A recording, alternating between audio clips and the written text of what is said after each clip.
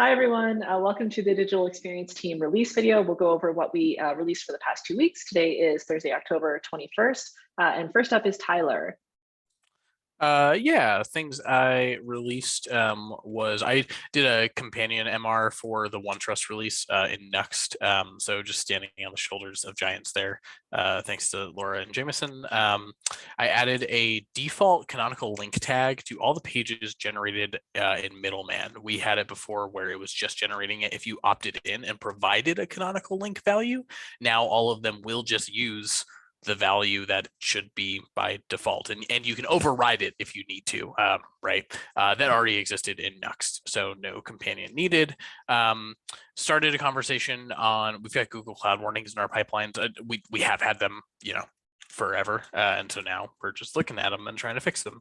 And then we had like another kickoff call with LogRocket now that we're using them, and we were talking about they were logging out some of their side of the coin errors and stuff, and just flipped a setting so that they don't do that in our website anymore, which will be nice. So folks inspecting our console don't see LogRocket's stuff. And that's it. And Barker is up next. All right. So we disabled the global banner yesterday. And that was on the www repo and the Next repo.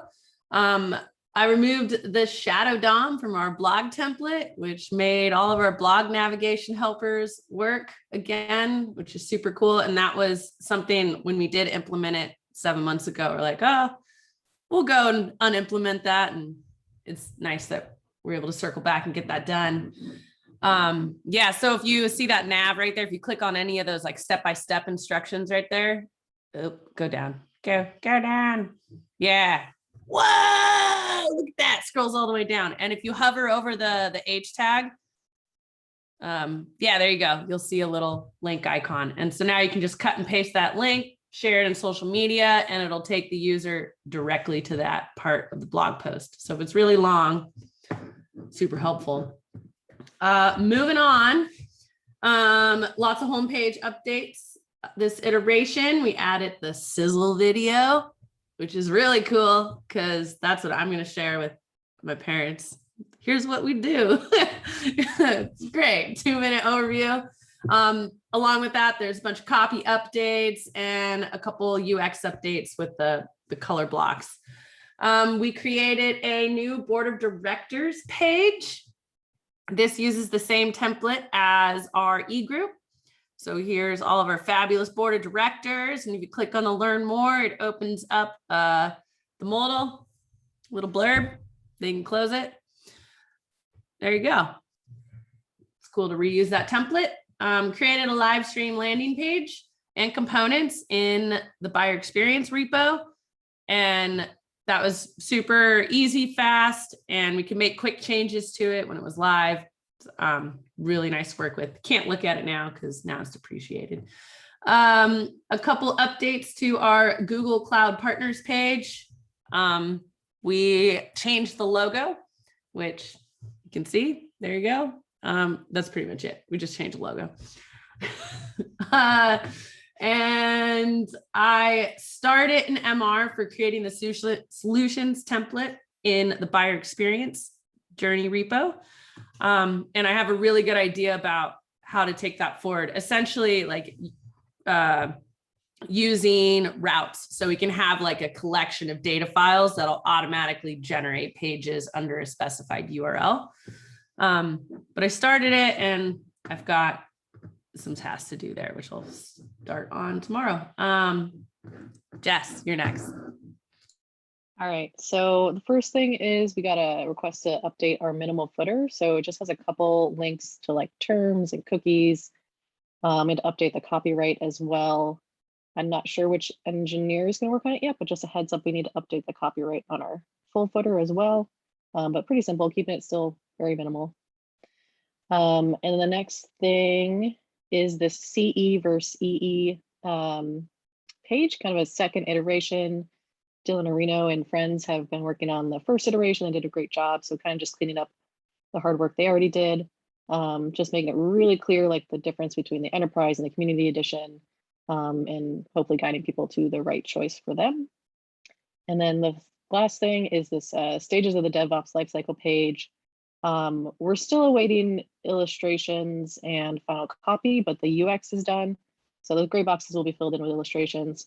It'll be a lot easier to navigate this page with the side nav there and just a lot clearer what each of these elements are. And hopefully the illustrations will really help define things in a more clear way rather than having just pure screenshots. And that is it for me. And I think Laura's up next. Yeah, so Tyler mentioned this also. Cookies, we finally implemented OneTrust. It's been released. This work has been kind of ongoing slowly for a while. If you want, yeah, you can click, that'll just bring us to our homepage. And there's in the footer, there's cookie settings way down at the bottom. Under support, yeah, you're right there. Yeah. So this is a modal that you can on the fly change whichever cookies you want to block or allow. And depending on which region you are in, if you're in the UK, for example, you will automatically have all your cookies disabled following GDPR regulations. So that's live and happening, which is exciting. And it means we got to get rid of CookieBot. And thanks to Tyler for handling the release of that. And Enterprise MVC3 page. So this was done in the Next site, which was nice and easy to use. Just a few updates like the video in the header there, a bit of fixing and adjusting on mobile. Most of this content is the same, but a few of the blocks were removed. There was an extra free trial CTA that's gone now. So yeah, just cleaning up this page and making sure that all those blocks linked out. And then some quick iterations. I was off last week, which was a bad time to be off. So that was fine, but yeah, I made some changes to the forms on these pages. So yeah, the demo form is now just 2 fields, which is great. Amy Waller was able to change that up really quickly, and we added some copy around how all of the fields are required at the top instead of only showing error states when you try to submit, which is a fun Marketoism that we don't have a ton of control over, but it's a little bit better now. And lastly, I'm in the midst of creating a YAML file for top level banner announcements in the www repo. This is, yeah, it'll just bring you to an example of the YAML file where you get to change just your text and your date and your whatever, so that people can go and edit their own stuff instead of requesting that Nathan, the staff banner engineer on our team, does all these changes. But upcoming is I'll have to add some instructions in the handbook on how to make those changes and some like copy length restrictions and that sort of thing. And then I'll also have to go back into the Next site and implement it in there. And that's it for me. And next is Javi. Hi, everybody. So today I'm going to be showing you the corporate philanthropy page. It's pretty simple. It's just one of these pages that Tina helped whip up. And then we need that for with everything that was happening with going public. So that's out there. Something sneaky that I did in regards to that, as well as so our mobile navigation, the drop down that we have, let me inspect element to get to the right viewport. I'm going to do this the hackiest way possible.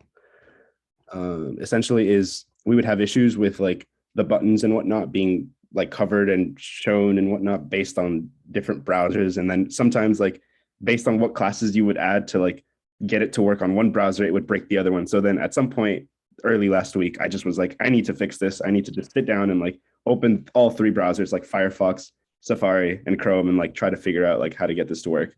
And so I think I gotten it to like a pretty okay state where like, the buttons don't like overlap weird things going on. I think there's still like issues, especially with like whether there's issues with Z index where things, if things get placed over it, like some things will overshow it. But I think like for the most part, this should be like a lot better than what it was before.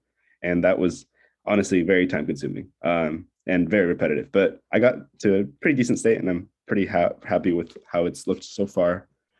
And then up next, I've been working on some things with the ducks. I have an MR incoming for actually adding those little modals that we've been trying to add on ducks for a while now.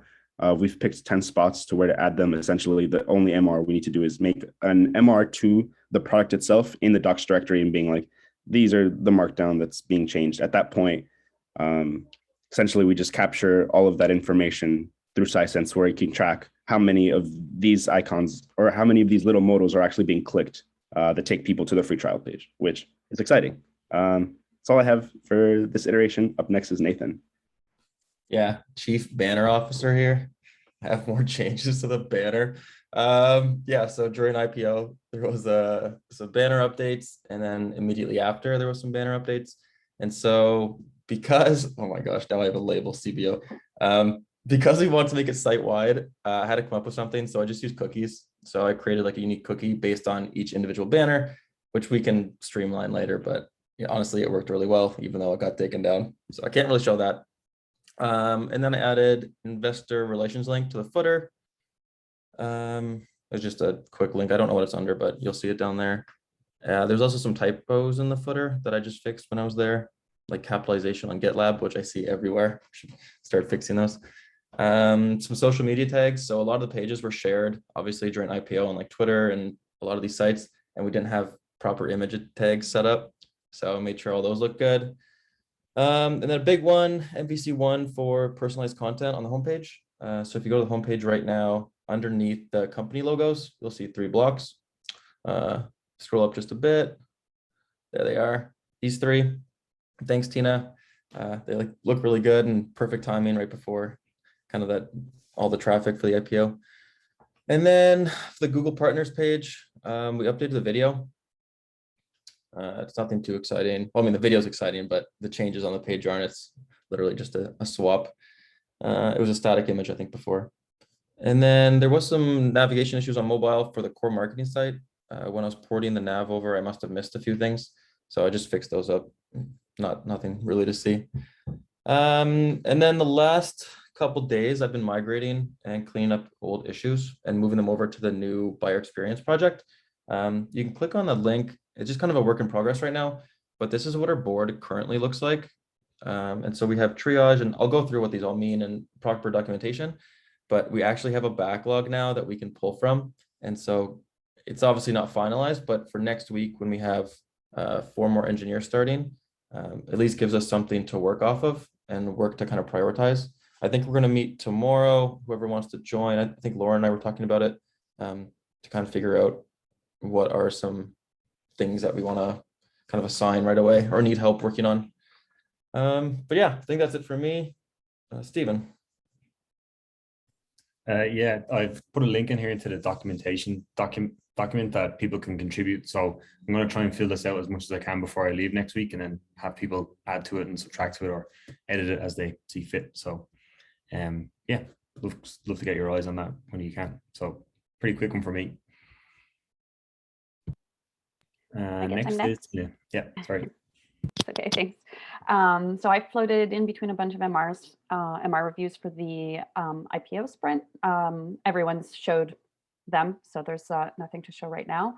And then I moved on to building my case for evaluating and improving the competitor comparison user journey for next quarter, so that we can see how buyers evaluate alternatives and find ways to optimize that experience.